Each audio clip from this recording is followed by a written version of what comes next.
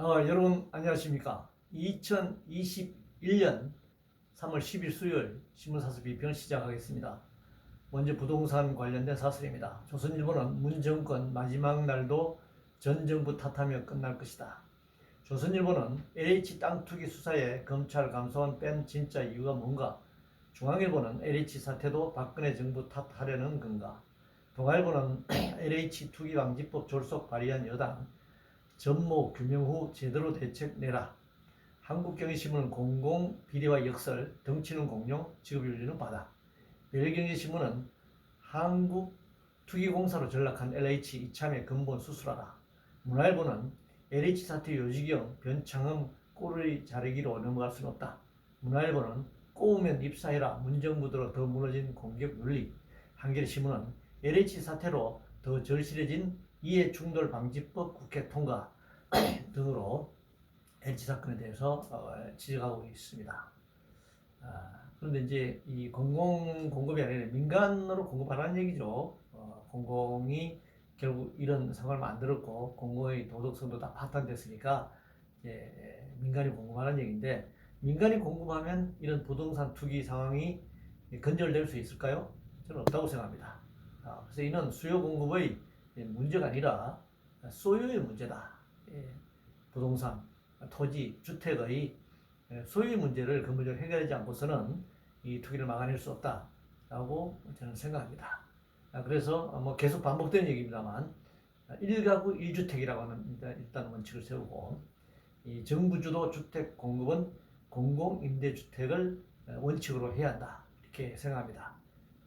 토지공개념, 주택공개념 제도의 원칙 하에 주택제도, 법제도화를 서둘러야 하는 것이지, 이걸 그대로 두고 부동산 투기판을 그대로 두고 부동산 억제 정책은 사실 풍선 효과 이거나 아니면 정치적 쇼에 불과하다, 이렇게 생각합니다.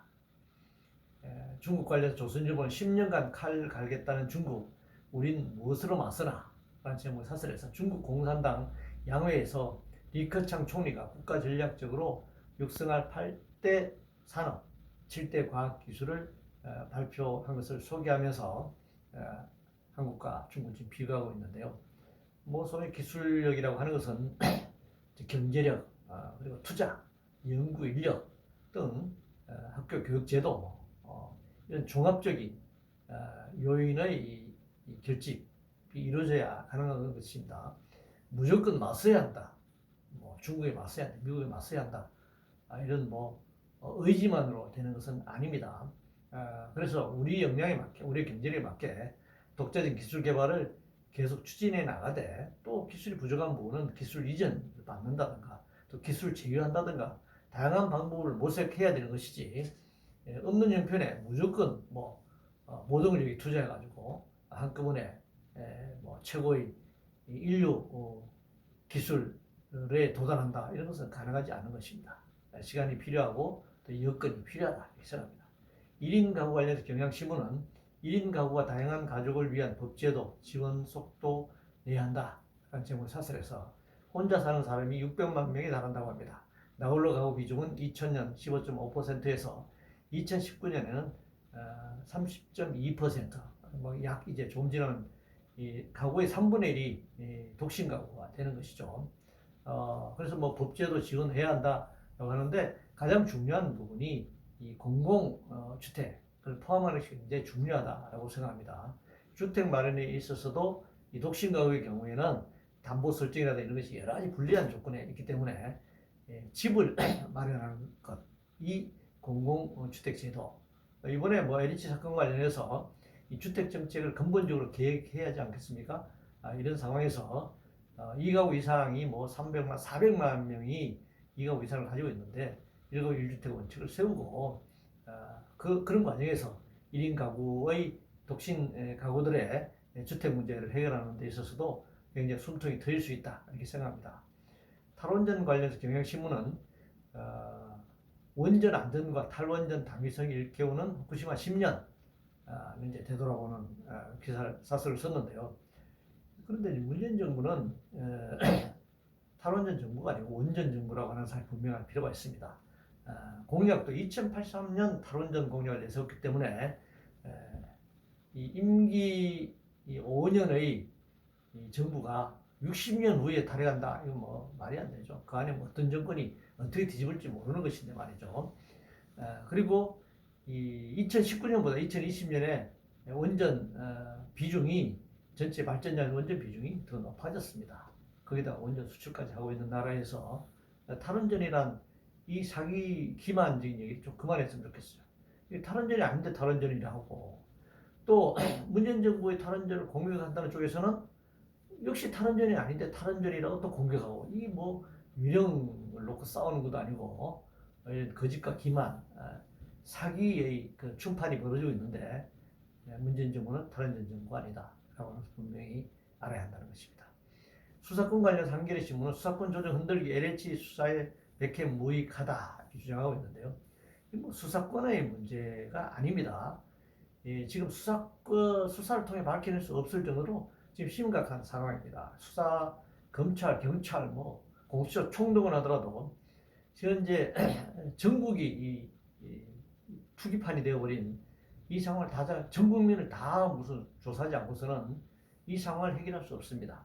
무슨 뭐 수사를 통해서 이것을 해결할 수 있다. 뭐 수사권을 어떻게 하면 경찰이나 검찰로 다시 돌려주면 이걸 해결할 수 있다. 그런 상황이 아닙니다. 수사의 문제가 아니고 총체적인 정치, 경제, 사회적 문제다 이렇게 얘기할 수 있습니다. 서울시장 선거 관련해서 문화일보는 피해 호수인 호칭한 참모 3인 감쌈 박영선 후보 개변 뭐 이렇게 이제 비판하고 뭐 지금 이러고 있는데요. 사실 뭐 민주당이 자기의 당헌 당규대로 이걸 뭐 졸속으로 고쳐서 그렇지 문제가 생겨서 서울시장 부산시장 사퇴했잖아요. 그러면 출마하지 말았어야죠. 무리하게 그리고 뭐 당헌 개정도 당원의 한 20% 정도 투표했잖아요. 도대체 이게 민주주의 하에서 뭐 이런 결정이 어떻게 민주주의인지도 모르겠는데 윤리도덕적으로 출마하지 말았어야 됩니다. 코로나 관련해서 한겨레 신문은 또 정치인 방역수칙 위반 국민보기 부끄럽지 않나 뭐 의원이상 이제 회동하는 걸 가지고 이제 얘기하는 것인데 물론 뭐 정부 방침이고 또 정치인들이 당연히 지켜야 되는 것이긴 한데 이 획일주의적인 방역 기준도 문제다라고 하는 것입니다.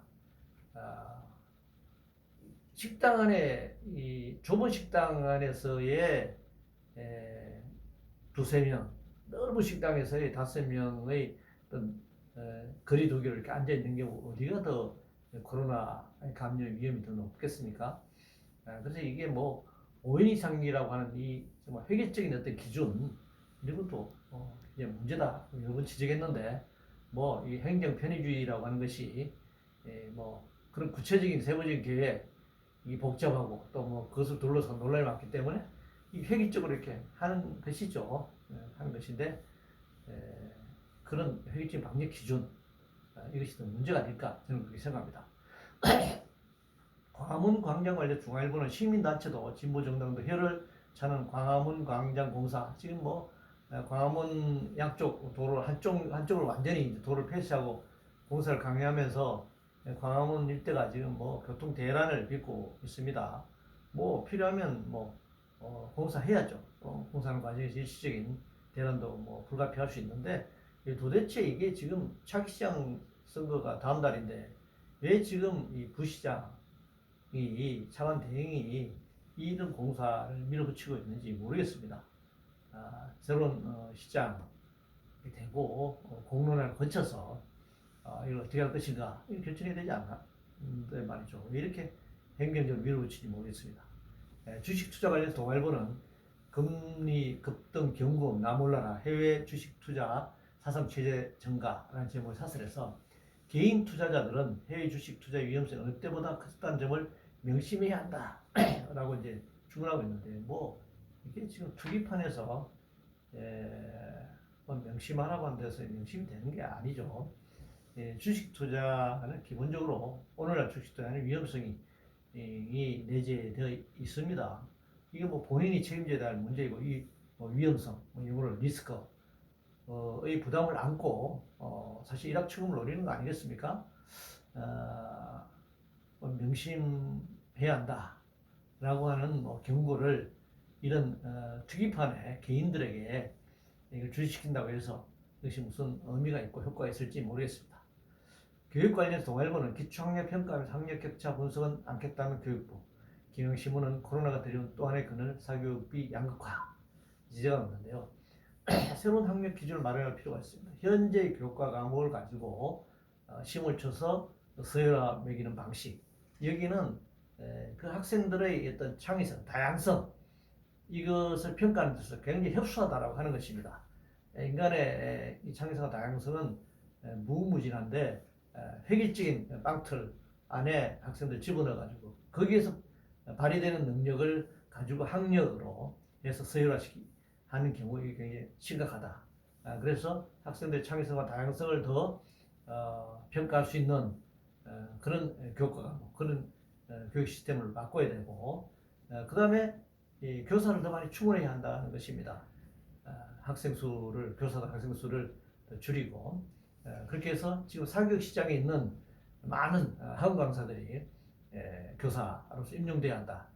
결국 뭐 공교육비나 사교육비나 교육비가 드는 교육비 차원에서 보면 총교육비는 마찬가지 아니겠습니까? 그래서 교사 임용고시 이것을 뭐 철회하든지 아니면 이것을 대폭 뽑든지, 또 지금 기간제 교사들 전체의 뭐 한 10% 정도 기간제 교사들, 오래된 담임까지 맡고 있는 기간제 교사들 다 정규직화 해야 된다고 생각합니다. 그래서 이 사교육을 공교육으로 편입시키는, 그래서 사회적으로 전체적인 이 사교육비를 이 공교육에서 부담해 나가는 그런 시스템으로 교육 어떤 혁명이 필요하다 이렇게 생각합니다. 그런 과정에서 학력에 대한 기준 개념도 달라져야 된다 생각합니다.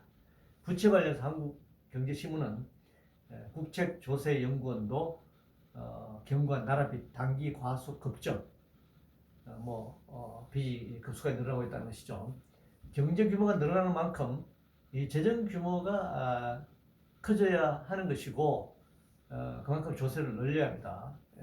조세를 계속 빚을 묶어도 경제 규모가 커지는데 조세를 늘리지 않으면은 특히 코로나, 앞으로 기후 위기, 여러 가지 공공 지출이 계속 늘어날 수밖에 없는 구조이잖아요. 그러면 계속 국가 빚이 질 수밖에 없습니다. 채권을 발행한다든가 하면 국가 부채인데, 이 부채를 또 누가 부담하는가? 결국은 국민이 부담하는 것입니다. 재난지원금을 주고 또 국민들이 또 주민을 들어서 부채를 갚아야 하고, 이렇다면 결국은 빈부격차가 더 커질 수밖에 없는 구조이죠. 소득이 높은 사람들, 재산이 많은 사람들에게 더 많은 세금을 거둬야 한다. 특히 코로나 재난 시기에는 재난세를 거둬야 한다 이렇게 생각합니다. 백신 관련해서 한국경제신문은 접종 후 사망 인과관계 낮아도 국민 불안 간과 말아야 한다. 당연한 얘기입니다. 인과관계가 낮거나 없다는 주장은 굉장히 무책임한 주장입니다. 백신 접종 후에 사망이 확실한 기저질환자의 경우 무조건 백신 접종을 강행하고, 사망하면 백신과 상관없다. 이게 도대체 말이나 되는 소리입니까? 이 사람 죽이는 일이잖아요. 그래서 이런 경우에는 백신 접종을 좀 중지시키고 다른 백신으로 대체하든가, 아니면 치료제를 통해서 백신을 만약 코로나 걸렸을 때 치료한다든지 다른 예방적 조치를 취한다든지 해야 되는 것이지, 백신을 접종할 경우에 사망할 가능성이 높은데도 불구하고 획일적으로 백신 접종 강행하는 것은 거의 폭력이다 이렇게 생각할 수 있습니다. ESG 관련해서 매경신문은 ESG는 전 세계 메가 트렌드다, 한국형 모델로 길을 만들자라는 주장하고 있는데요. 기후변화 완화와 오염 방지를 통해 환경, 인바이러먼트에서 나오는 영어의 머리 글자 E, 그리고 노사협력과 공정경영을 통해 사회의 이해관계자에게 기여하는 것, 이게 소셜 S, 이사회 독립 등으로 지배구조, 가버넌스를 개선하는 것, 이제 ESG라고 하는데 굉장히 좋은 말입니다. 경영학적으로나 여러 가지 좋은 말인데, 현재 우리나라 재벌 대기업 구조에서는 가능하지 않은 모델입니다. 족벌적 경영 체제에서 이런 게 도대체 어디 있습니까? 집안 식구들끼리 하는 경영하는데 말이죠. 기업 경쟁 관련된 매경신문은 전기차 배터리 주도권 싸움, 일본은 뭉친 한국은 내전 중이다 얘기하는데, LG 에너지 솔루션과 SK 이노베이션, 미국에서 뭐 엄청난 소송을 전개했고 미국 바이든 정권까지 이제 개입하는 그런 문제잖아요. 근데 사실은 이 팽팽한 균형 때문에 그런데, 이 팽팽한 균형이 무너지면 저는 뭐 통합이 되든 어떻게 되든 흡수되든 할 거라고 보는 겁니다. 그래서 뭐 이것을 국가가 나서서 이 글로벌화된 기업을, 이게 뭐 미국 바이든 정부가 개입하는 상황이면 이게 한국 기업인지 미국 기업인지 잘 알 수가 없는 상황이잖아요. 그래서 그냥 국가가 단순히 개입해서 해결될 수 있는 문제는 아니다 이렇게 생각합니다. 이상으로 2010년 3월 10일 수요일 신문사설 비평을 모두 마치겠습니다.